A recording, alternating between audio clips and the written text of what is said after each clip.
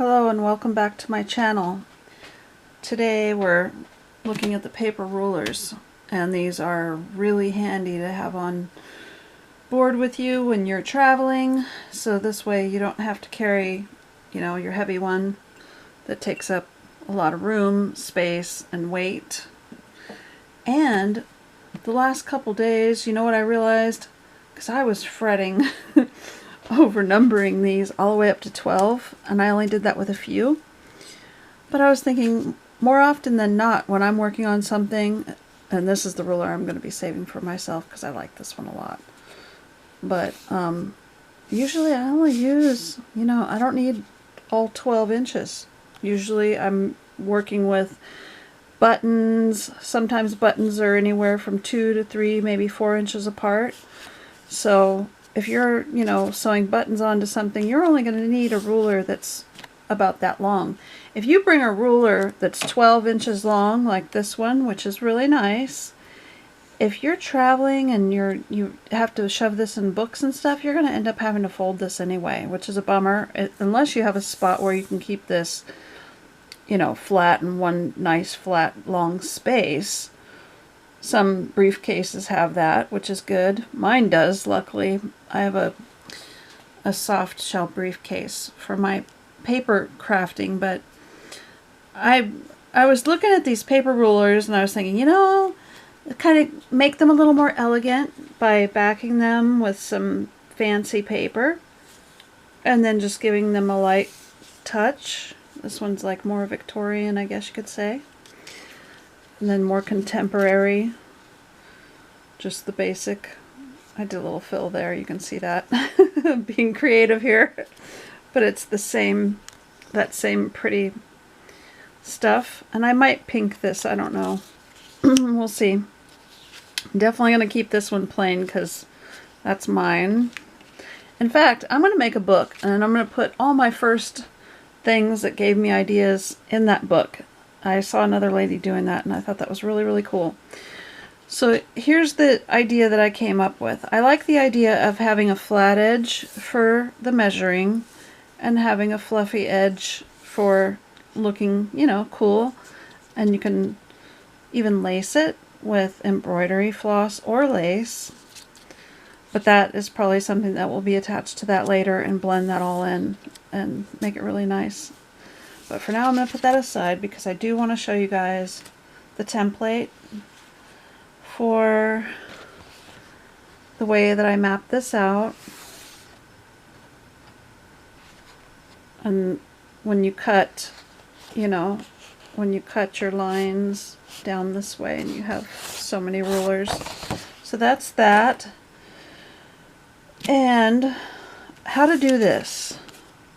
This is such an awesome, fun, interesting little thing I discovered the other night, and I just went for it and it turned out really cool. I like that it's random and not in a pattern, because if it wasn't a pattern that'd be boring. So what I do is I just randomly put the dots on here for the big ones, and you have your hole punch set to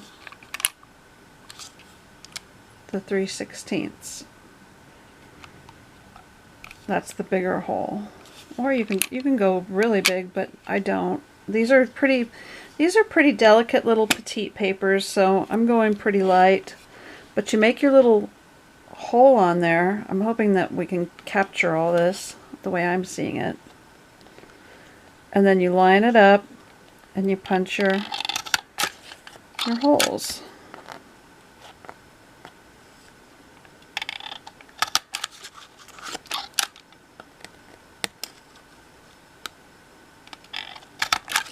And then we'll come through and do the smalls. Now, granted, this is tedious, and yes, it would be much faster with a a cutter of some kind that had that fancy thing going on. I gotta glue that 3 down a little bit better. And the little papers get jammed,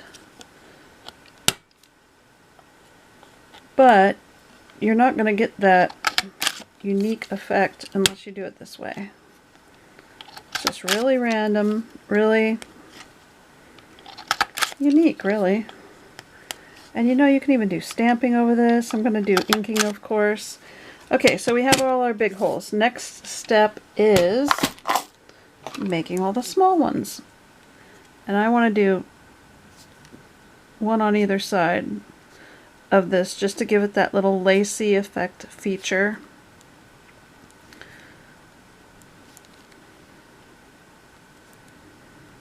So far this is my favorite pattern, but it's pretty much the only pattern I've tried so far. That's okay.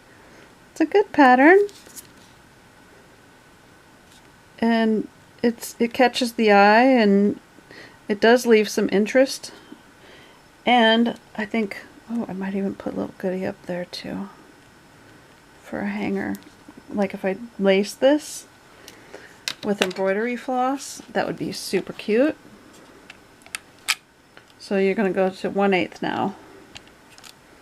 Holes. And this is going to be even more challenging because you're going to have to ride the line. It's not that hard. Once you get the hang of it and you have one of these, you'll be like, you know, just cruising right along. I just wish that pop that paper out a little bit better. Okay, there we go. Now you're seeing the pattern popping up. It's very unique, and it's just a lot of fun. And you can go higher or lower to your heart's content and really make it look a little bit swaggerly. Swaggerly.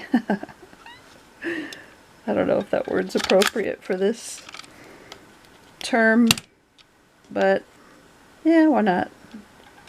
Or swaggering along with the hole punch and just bringing this little lacy line of happiness, bring it to life.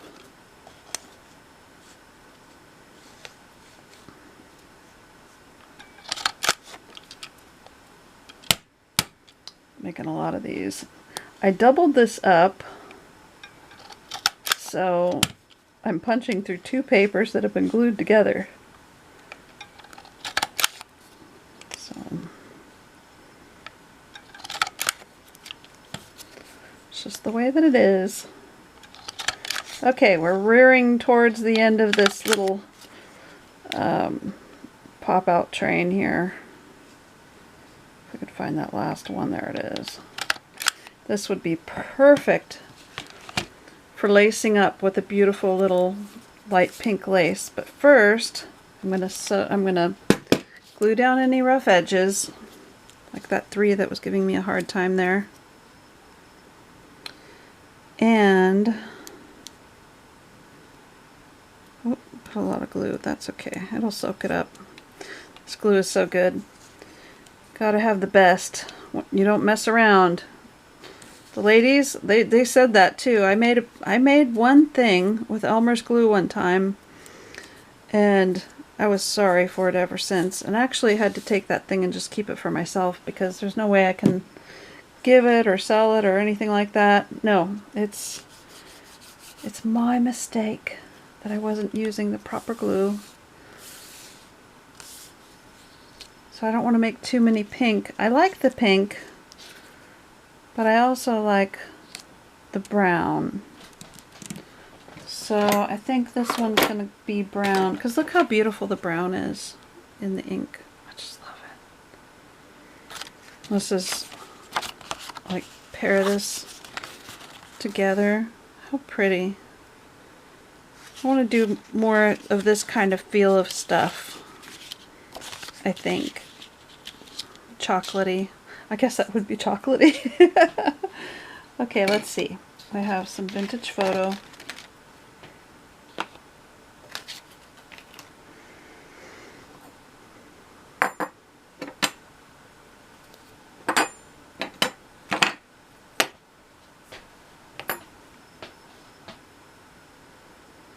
What do you think? Vintage photo? Yeah. All right.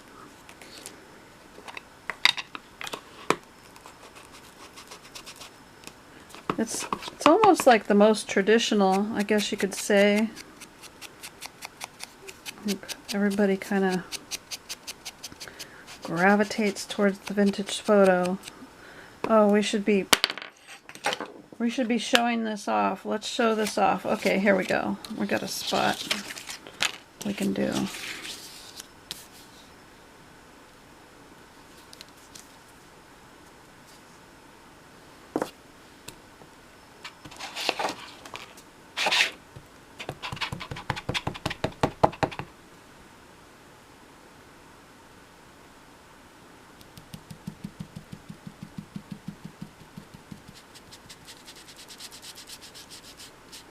Nice if you're gonna ink this stuff to like get a couple uses out of it, you know, since you're already using that ink, then you got an extra little goodie like that. And that can, you know, of course that's a work in progress already, so you just throw that aside and it'll get another layer here and another layer there. But what else can we do with this? Well, we can bring this big guy over and put some fine mist right here.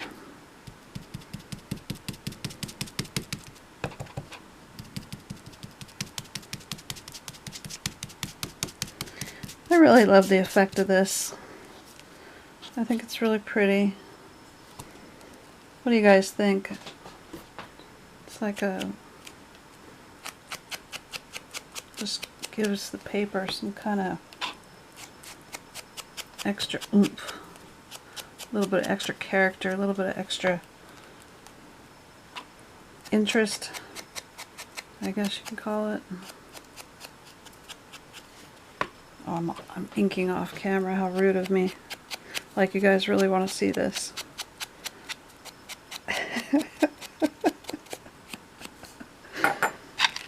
Alright, so yeah, that turned out pretty good. I like it. I would travel with that, would you? I can dig it.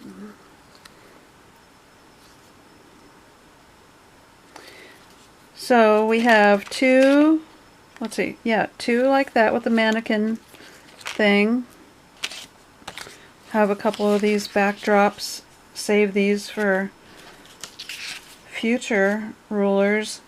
These rulers, I mean, you can back them with anything. I think it's going to be really, really cute to have. You know, I almost want to do an industrial punch on this one, kind of like those, the holes for the film. I know it sounds weird, but let me see if I can find a piece. I'll show you what I've been tripping on lately. If I can find it. Oh, no, of course not. Well, I didn't have it ready for this, so go figure. Oh, here it is. This. Okay, so I was thinking, wouldn't it be cute to have like a film edge on the bottom there? I don't know. Something I've been thinking about. Might try something with this one. It's just an experiment. I should do this on camera, but you know what? I've had such bad luck the last couple days that I have had so many bloopers and take one, take two. Like, I just want to get this one out and done. And then when I do the best of video, which is going to be the best of the mass make, I'm going to show all my best pieces. That's when I'll show you the outcome of this. But for now, I think 3 times a charm. I think I better cut it short and call it a day while I can, because I'm a little behind on the mass make videos and I want to get caught up. And I got really caught up on this paper ruler. Well, there were a few other factors involved as well, but like I had to move my entire paper station from the kitchen to the bedroom and set it up, and you know, all kinds of interesting chaos in my personal life. So like moving around and having to cook food in the kitchen, which don't usually do, but you know, it has to be done. I guess sometimes people do that. So the paper crafting is in limbo, but I will record out here when I can, because this is the preferred station. It's pretty dark in my bedroom. I'm really gonna have to work hard to get the lighting right in there, and I'm just gonna take advantage of when people aren't home and come out here and do it myself. So anyways, on that note, thank you for watching, and I will get wrapped up in the next few videos as far as the rest of the Mass Make series goes. Thank you for your patience, and thank you for coming back and watching my show, or my video, or whatever you want to call it. I appreciate you. Have a wonderful day. Bye.